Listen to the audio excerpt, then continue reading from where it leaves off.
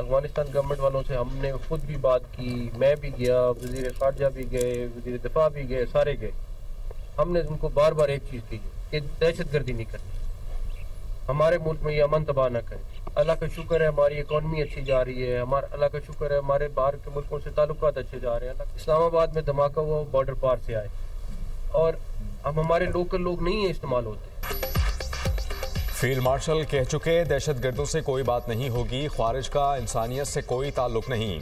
इन दरिंदों को इंसान कहना इंसानियत की तौहीन है।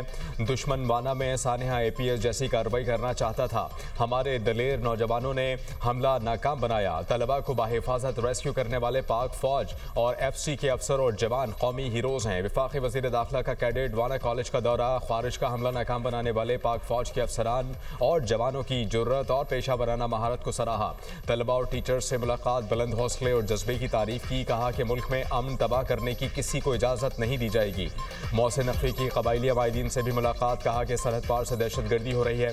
इस्लामाबाद धमाके और वाना हमले में मुलव्वस दहशतगर्द अफगानिस्तान से ही आए। कबायली अमायदीन का इलाके में तामीर और तरक्की पर हुकूमत से इजहार तशक्कुर। कहा हुकूमत हमारे बच्चों को आला तालीम फराहम कर रही है। वाना के लोग दहशतगर्दी की हिमायत नहीं करते।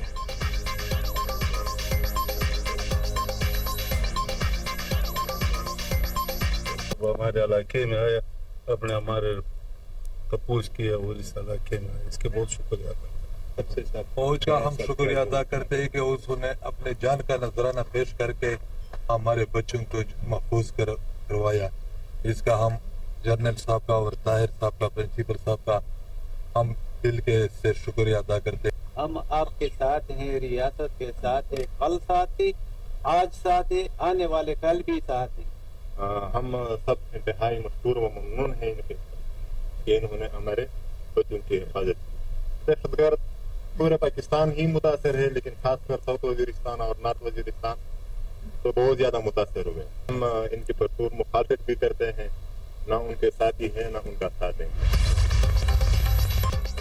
बानी PTI इक़्तिदार के लिए सियासत के बजाय तोहम परस्ती का शिकार थे। बानी PTI ने इक़्तिदार और ताकत के लिए पीरनी बुशरा बीबी से शादी की। बुशरा बीबी ने बानी PTI को बताया अगर इन दोनों की शादी हो जाए तो बानी वज़ीर आज़म बन जाएंगे। द इकोनॉमिस्ट ग्रुप के डिजिटल मैगजीन 1843 की बानी PTI के बारे रिपोर्ट में होशरुबा इंकशाफात। रिपोर्ट में कहा गया बुशरा बीबी ने बानी PTI की ज़ाती ज़िंदगी और सियासत पर अमलियात का असर रखा। घरेलू मुलाजमीन का बुशरा बीबी के लिए अमलियात में इस्तेमाल होने वाली चीजें लाने का भी इंकशाफ। बुशरा बीबी गोश्त, काले जानवर का सर और कलेजी मंगवाती थी। रियासती उमूर में बुशरा बीबी का कहा हर्फ आखिर तस्वुर किया जाता था। बुशरा बीबी तकरीरों, फैसलों और सफर के औकात का भी अमलियात के जरिए तय करती थी। बुशरा बीबी की इजाजत के बगैर बानी PTI का तैयारा उड़ान नहीं भर सकता था। बुशरा बीबी के कहने पर वफादार साथी और दरीना मुलाजमीन को अचानक फारिग कर दिया गया। इस वक्त के आर्मी चीफ जनरल बाजवा से 1-on-1 मुलाकात में भी बुशरा बीबी मौजूद होती थी। बानी PTI और जनरल बाजवा की मुलाकात में ज्यादा वक्त बुशरा बीबी ही बोलती रहती थी।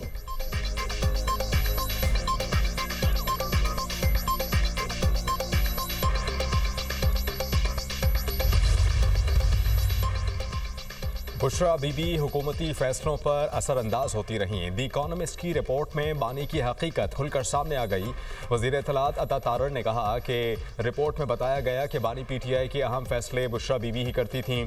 बानी PTI के जितने फैसले थे वो उनकी अहलिया रूहानियत का लिबादा ओढ़ कर करती थीं। तमाम मुआशी और सियासी फैसले उनकी अहलिया करती थीं। बानी PTI ने शहबाज शरीफ पर झूठा इल्ज़ाम लगाया। झूठे मन घड़त और बेबुनियाद इल्ज़ाम से शहबाज शरीफ की साख मुतासर की गई। इन इल्ज़ामात की बुनियाद पर सियासत की गई। झूठे इल्ज़ामात का जवाब देना होगा।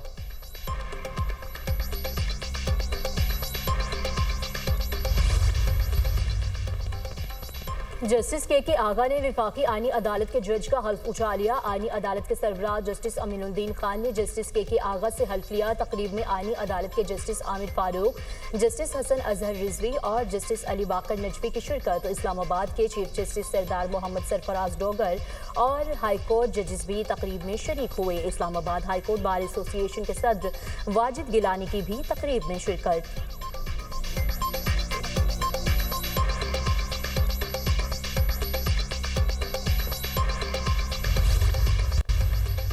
पाकिस्तान ने वनडे सीरीज श्रीलंका ने दिल जीत लिए। शाहीनों ने दूसरे वनडे में लंकन टाइगर्स को 8 विकेटों से हरा दिया। 289 रन का हदफ पाकिस्तान ने 2 विकेटों के नुकसान पर पूरा कर लिया। बाबर आजम की जिम्मेदाराना बल्लेबाजी, 102 रन की नाकाबिल शिकस्त इनिंग्स खेली।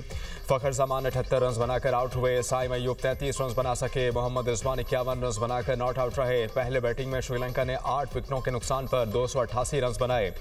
जनीत लियान 54 और कमांडो मेंडस 44 रन बनाकर नुमाया रहे। अबरार अहमद और हारिस रऊफ ने 3-3 विकेटें हासिल की। 3 मैचेस की सीरीज में पाकिस्तान को फैसला कुन बढ़तरी। पाकिस्तान और श्रीलंका के दरमियान सीरीज का आखिरी वनडे कल खेला जाएगा। वजीर आजम की कौमी क्रिकेट टीम को श्रीलंका के खिलाफ वनडे सीरीज जीतने पर मुबारकबाद। चेयरमैन PCB और कौमी टीम की तारीफ। श्रीलंकन खिलाड़ियों और इंतजामिया का खुसूसी शुक्रिया अदा किया। चेयरमैन PCB मोहसिन नकवी की भी सीरीज में कामयाबी पर कौमी टीम को मुबारकबाद। कहा कि वेल डन ग्रीन शर्ट्स। शुक्रिया श्रीलंका। आज पुरअमन पाकिस्तान के साथ हमारे मुखलिस दोस्त श्रीलंका और क्रिकेट की भी जीत हुई।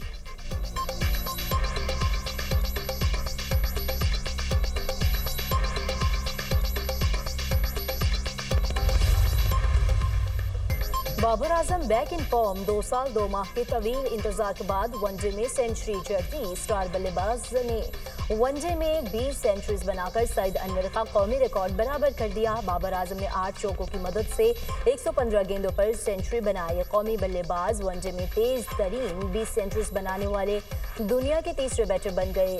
हाशिम आमला ने 108 और विराट कोहली ने 133 इनिंग्स में 20 सेंचुरी स्कोर की। बाबर आजम ने 136 इनिंग्स में 20 सेंचुरी स्कोर की। बाबर आजम का कहना है टारगेट के मुताबिक बैटिंग की। सेंचुरी स्कोर करने के बाद एतमाद बहाल हुआ। फखर जमान के साथ पार्टनरशिप स्कोर करने का हदफ था। सिर्फ टीम को मैच जितवाना मकसद होना चाहिए। रिकॉर्ड तो बनते रहते हैं।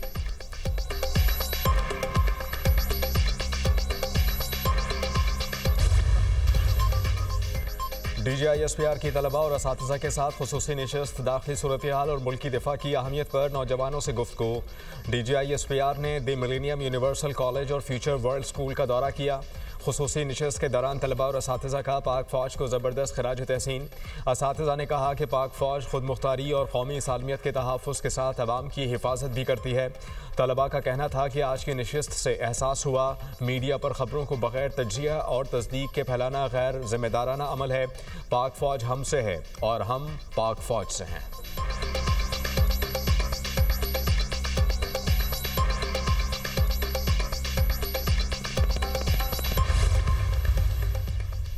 BBC के खिलाफ कानूनी कार्रवाई अगले हफ्ते करूंगा। $5 अरब तक हट जाने का दावा किया जा सकता है। मुमकिना तौर पर केस अमेरिका में ही दायर करेंगे।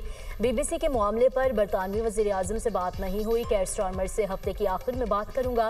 अमेरिकी सदर डोनाल्ड ट्रंप की तैयारी में गुफ्तगू। कहा आला अमेरिकी ओहदेदारों ने चीनी हुकाम से बातचीत की। दीगर मुल्कों की तरह हम भी एटमी तजुर्बात करेंगे। हमारे पास किसी और मुल्क से ज्यादा जौहरी हथियार हैं। टेस्ट नहीं करना चाहते मगर कोई चॉइस नहीं।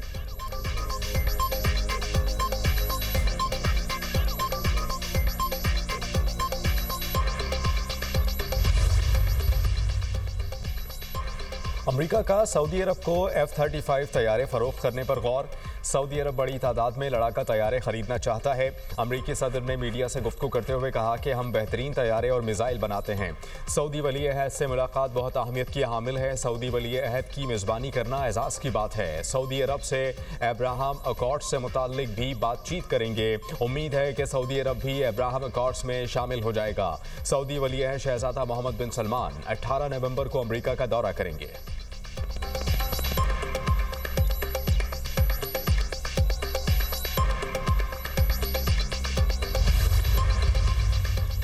उर्दन के बादशाह शाह अब्दुल्ला दोम आज पाकिस्तान पहुंचेंगे। शाह अब्दुल्ला सदर मुमलिकत और वज़ीर आज़म से मुलाकात करेंगे। उर्दन के बादशाह की अस्करी क़यादत से भी मुलाकातें मुतवक्के। मुअज़्ज़िज़ मेहमान वज़ीर आज़म की दावत पर दौरा कर रहे हैं। उन्हें आला तरीन सिविल अवार्ड से नवाजा जाएगा। दोनों ममालिक के दरमियान दो तरफ़ा ताल्लुकात पर तबादला ख्याल किया जाएगा। शाह अब्दुल्ला के दौरे में फ़लस्तीन की सूरत हाल पर भी बातचीत होगी।